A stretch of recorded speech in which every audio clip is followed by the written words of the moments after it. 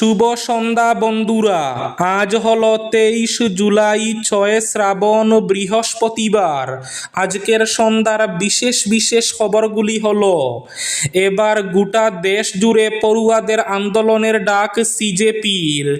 24 জুলাই দেশ জুড়ে ছাত্র আন্দোলনের ডাক দিল ককরোচরা। দেশব্যাপী সব পড়ুয়াকে এই আন্দোলনে সামিল হওয়ার আহ্বান। রাতাবাড়িতে এক চাঞ্চল্যকর ঘটনা। মোবাইল ফোনে ডেকে নিয়ে যাওয়ার পর যুবকের রহস্য মৃত্যু, তদন্তে পুলিশ। তীব্র চাঞ্চল্য। নিট প্রশ্নপত্র ফাঁস কাণ্ড, দ্রুত বিচারের জন্য ফাস্ট ট্র্যাক কোর্ট গঠনের ঘোষণা প্রধানমন্ত্রী নরেন্দ্র মোদীর।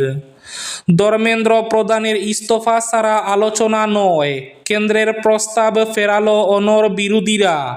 আজ ফের সংসদে হট্টগোল। দিল্লির সীমানা ছাড়িয়ে দেশ জুড়ে দাবানলের মতো ছড়িয়ে পড়েছে ছাত্র আন্দোলন। পরীক্ষা ছাড়াই চাকরি, আধা সামরিক বাহিনীতে 50% সংরক্ষণ। অগ্নিবীরদের জন্য বড় সিদ্ধান্ত কেন্দ্র সরকারের। হাইলাকান্দিতে বিনামূল্যের আগস্ট মাসে রেশনের চাল বরাদ্দ। আন্দোলনকারী ছাত্রকে মাদক মামলায় ফাঁসানোর হুমকি পুলিশ কর্মীর, তদন্তে মুম্বাই পুলিশ। Viral video. বন্যা নিয়ে আতঙ্কিত হবেন না বরাক উপত্যকার মানুষ। বরাক নদীর জল স্থিতাবস্থায় রয়েছে। বন্যা পরিস্থিতির মধ্যেই নিপকর জল ছাড়া নিম্ন অসমে নতুন করে বন্যার আশঙ্কা। নেতা মন্ত্রীরা কি নিজেদের ভগবান ভাবতে শুরু করেছেন? দিল্লিতে ছাত্র আন্দোলনে পড়ুয়াদের পাশে দাঁড়িয়ে বার্তা সঙ্গীত শিল্পী অরিজিৎ সিংয়ের। বিস্তারিত থাকবে প্রতিবেদনে। এবার ছাত্রদের পাশে দাঁড়ালেন সুপ্রিম কোর্টের আইনজীবীরা। দিল্লিতে পড়ুয়াদের মিছিলে পুলিশি দমনপীড়নের প্রতিবাদ সুপ্রিম কোর্টেও। প্রস্তাবনা পাঠ করলেন আইনজীবীরা। এবং শেষ খবরটি, রাজ্যের কয়লা খনিতে একসঙ্গে পিতা পুত্রের মর্মান্তিক মৃত্যু। তাহলে বিস্তারিত খবরে যাওয়ার আগে অবশ্যই ভিডিওটিতে একটি লাইক করে চ্যানেলটি সাবস্ক্রাইব করে পাশের বেল আইকনটি বাজিয়ে রাখবেন এবং ফেসবুক পেজটি ফলো করে ভিডিওটি অবশ্যই শেয়ার করবেন যাতে সঠিক তথ্যগুলো সবার কাছে পৌঁছাতে পারে। এবার শুনুন আজকের খবরগুলির বিস্তারিত। এবার গোটা দেশ জুড়ে পড়ুয়াদের আন্দোলনের ডাক সিজেপির। যন্তর মন্তরে ককরোচ জনতা পার্টির নেতৃত্বে পড়ুয়াদের প্রতিবাদ ধীরে ধীরে দেশের অন্যান্য শহরেও ছড়িয়ে পড়েছে। এহেন পরিস্থিতিতে আগামী 24 জুলাই দেশ জুড়ে ছাত্র আন্দোলনের ডাক দিল ককরোচরা। দেশব্যাপী সব পড়ুয়াকে এই আন্দোলনে সামিল হওয়ার আহ্বান জানানো হলো সংগঠনের তরফে। ককরোচ জনতা পার্টির তরফে আবেদন করা হয়েছে, দেশের সব প্রান্তের ছাত্রছাত্রীরা এই আন্দোলনে যোগ দিন।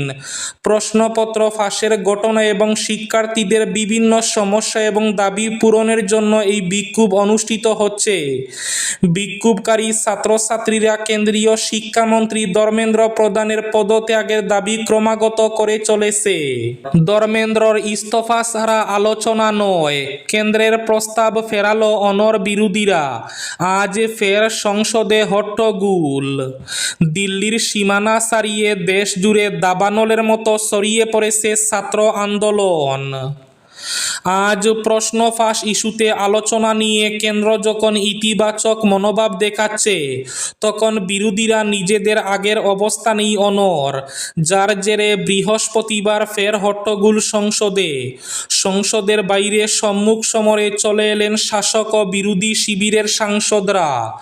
বুধবার রাতেই কেন্দ্রের তরফে স্পষ্ট করে দেওয়া হয়, বিরোধীরা চাইলে সংসদে নিট প্রশ্ন ফাঁস সহ যাবতীয় ইস্যুতে সংসদে আলোচনা হতে পারে। কতক্ষণ এ নিয়ে আলোচনা হবে, কবে হবে, সবটাই ঠিক করবে বিরোধী শিবির। কিন্তু বিরোধী শিবিরের সাফ শর্ত, কোনো রকম আলোচনা শুরু করার প্রাথমিক শর্তই হল শিক্ষামন্ত্রী ধর্মেন্দ্র প্রধানের ইস্তফা। শিক্ষামন্ত্রী ইস্তফা না দিলে আলোচনা শুরু হতে পারে না। ফলে সার্বিকভাবে সংসদের অচলাবস্থা কাটল না। আজ ফের বিরোধীদের হট্টগোলের জেরে অধিবেশন মুলতবি করে দিতে হয়। এদিকে ছাত্র আন্দোলন ছড়িয়ে পড়েছে পুরো দেশ জুড়ে। শুধু দিল্লিতে নয়, নিট নিয়ে প্রতিবাদের জ্বর দেশের বিভিন্ন প্রান্তে বইতে শুরু করেছে। মিজোরামের রাজধানী আইজল থেকে শুরু করে লখনৌ, কানপুর, পাটনা, সিমলা, চেন্নাই, বেঙ্গালুরু, চণ্ডীগড়, তিরুবনন্তপুরম সহ বেশ কিছু শহরে ছাত্র জনতা বিশাল মিছিলের আয়োজন করে। পাটনায় তো প্রতিবাদকারীদের দিল্লির আদলে লাঠিপেটা করে পুলিশ। জলকামান থেকে কাঁদানো গ্যাস কিছুই বাদ যায়নি। কার্যত লঙ্কা কাণ্ড বেঁধে যায় পাটনার সড়কে।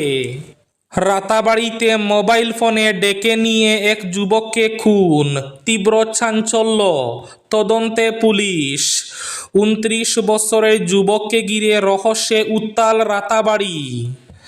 গত রাত আনুমানিক 11টার দিকে রাতাবাড়ি এলাকার চানমারি গ্রামে এক যুবকের মৃত্যুকে ঘিরে চাঞ্চল্যের সৃষ্টি হয়েছে।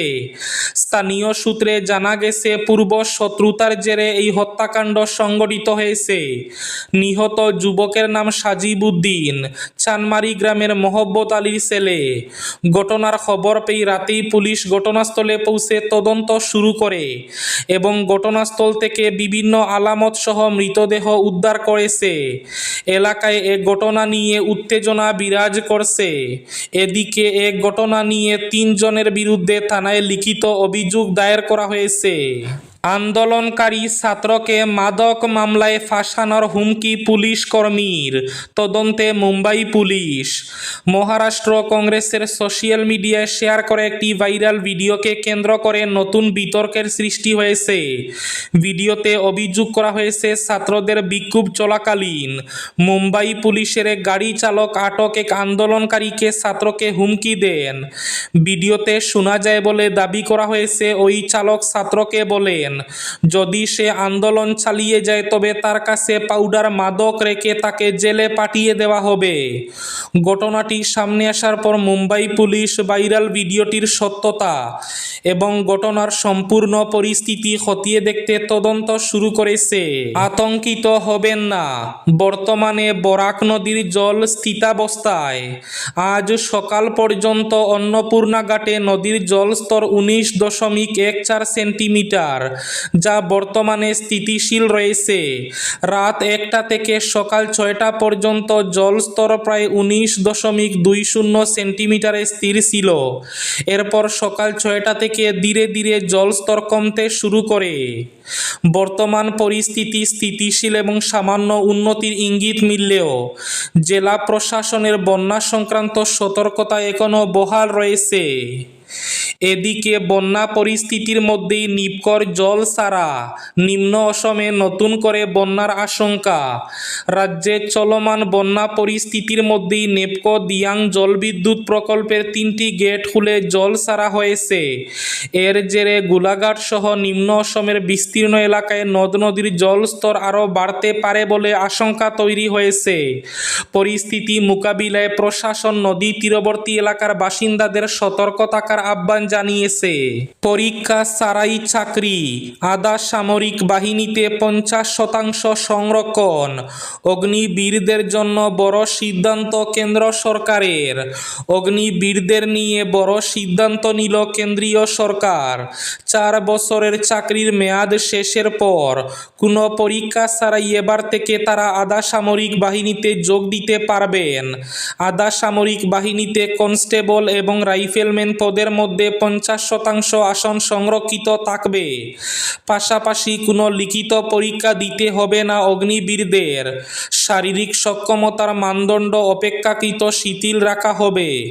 সংসদের বাদল অধিবেশনে বিজেপি সাংসদ জনার্দন সিং সিগ্রিওয়াল প্রশ্ন করেন, অগ্নিপথ প্রকল্পের পর জওয়ানদের জন্য দ্বিতীয় পেশা নিশ্চিত করতে সরকার কী পদক্ষেপ করছে। এর লিখিত উত্তর দেন কেন্দ্রীয় স্বরাষ্ট্র প্রতিমন্ত্রী নিত্যানন্দ রায়। তিনি 3টি ধাপের কথা জানান। প্রথমত, এবার থেকে central reserve police force, border security force, central industrial security force, Indo Tibbat border police, সশস্ত্র সীমা বল এবং অসম রাইফেলস কনস্টেবল এবং রাইফেলম্যান পোস্টের 50% সংরক্ষিত থাকবে অগ্নিবীরদের জন্য।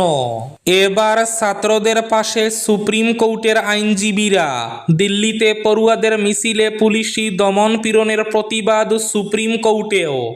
প্রস্তাবনা পাঠ করলেন আইনজীবীরা। নিট কেলেঙ্কারির প্রতিবাদে গত সোমবার কেন্দ্রীয় শিক্ষামন্ত্রী ধর্মেন্দ্র প্রধানের ইস্তফার দাবিতে সংসদ চলো অভিযান করেছিলেন ছাত্র যুবরা। সেই মিছিলে দিল্লি পুলিশের বিরুদ্ধে পড়ুয়াদের উপর নির্মমভাবে লাঠিচার্জ এবং কাঁদানো গ্যাস ছুড়ার অভিযোগ উঠেছে। এই পুলিশি দমন পীড়নের প্রতিবাদে এবার সরব হলেন সুপ্রিম কোর্টের আইনজীবীরা। শীর্ষ আদালত চত্বরে সম্মিলিতভাবে সংবিধানের প্রস্তাবনা পাঠ করেন তারা। গাওয়া হয় জাতীয় সঙ্গীত। ইন্দিরা জয়সিং সহ বেশ কয়েকজন আইনজীবী এই কর্মসূচিতে অংশ নেন। আজ বৃহস্পতিবার দুপুর 1:15 নাগাদ সুপ্রিম কোর্টের প্রাঙ্গণে জড়ো হয়ে সংবিধানের প্রস্তাবনা পাঠ করেন। প্রবীণ আইনজীবী ইন্দিরা অনুরোধ করেছিলেন এই কর্মসূচিতে কেউ যেন রাজনৈতিক বা উস্কানিমূলক স্লোগান না দেন। নিট প্রশ্নপত্র ফাঁস কাণ্ড, দ্রুত বিচারের জন্য ফাস্ট ট্র্যাক কোর্ট গঠনের ঘোষণা প্রধানমন্ত্রী নরেন্দ্র মোদীর। নিট প্রশ্ন ফাঁস কাণ্ডকে ঘিরে দেশ জুড়ে বিতর্ক এবং রাজধানী দিল্লিতে চলমান ছাত্র বিক্ষোভের মধ্যে বড় ঘোষণা করলেন প্রধানমন্ত্রী নরেন্দ্র মোদী। প্রশ্নপত্র ফাঁসের মামলাগুলির দ্রুত নিষ্পত্তি এবং দোষীদের কঠোর শাস্তি নিশ্চিত করতে ফাস্ট ট্র্যাক কোর্ট গঠনের সিদ্ধান্ত নিয়েছে কেন্দ্র সরকার। আজ বৃহস্পতিবার সকালে সামাজিক যোগাযোগ মাধ্যম এক্সে পোস্টে প্রধানমন্ত্রী জানান, দেশের যুব সমাজের ভবিষ্যৎ কল্যাণ সরকারের সর্বোচ্চ অগ্রাধিকার। তিনি লেখেন, আমাদের দেশের যুব সমাজের ভবিষ্যতের চেয়ে গুরুত্বপূর্ণ আর কিছু হতে পারে না। প্রশ্নপত্র ফাঁসের সঙ্গে জড়িতদের দ্রুত এবং কঠোর শাস্তি নিশ্চিত করতে ফাস্ট ট্র্যাক কোর্ট স্থাপনের সিদ্ধান্ত নেওয়া হয়েছে। এ বিষয়ে প্রয়োজনীয় সব পদক্ষেপ নিতে সংশ্লিষ্ট কর্তৃপক্ষকে নির্দেশ দেওয়া হয়েছে। যারা দেশের যুব সমাজের ভবিষ্যৎ নষ্ট করার চেষ্টা করবে তাদের কোনোভাবে ছাড় দেওয়া হবে না। রাজ্যের কয়লা খনিতে মৃত্যু একসঙ্গে পিতা পুত্রের। অসমের তিনসুকিয়া জেলার একটি অবৈধ কয়লা খনিতে বিষাক্ত গ্যাসে শ্বাসরুদ্ধ হয়ে 2 জন প্রাণ হারিয়েছেন। তারা হলেন গোয়ালপাড়া জেলার জলেশ্বর এলাকার গাইবান্ধা গ্রামের বাসিন্দা সাগর আলী ও তার ছেলে ঈশান আলী। নর্থ ইস্টার্ন কোল্ড ফিল্ডসের পরিত্যক্ত এলাকায় অবস্থিত ডিপ মাইন নামে অবৈধ রেড হল কয়লা খননের সময় বিষাক্ত গ্যাস নির্গত হওয়ায় এই ঘটনা ঘটে বলে অভিযোগ। এবার শেষ খবরটি, নেতা মন্ত্রীরা কি নিজেদের ঈশ্বর ভাবতে শুরু করেছেন? দিল্লিতে ছাত্র আন্দোলনের পড়ুয়াদের পাশে থেকে বার্তা অরিজিৎ সিংয়ের। দিল্লিতে ছাত্র আন্দোলনে পড়ুয়াদের পাশেই দাঁড়ালেন জনপ্রিয় সঙ্গীত শিল্পী অরিজিৎ সিং।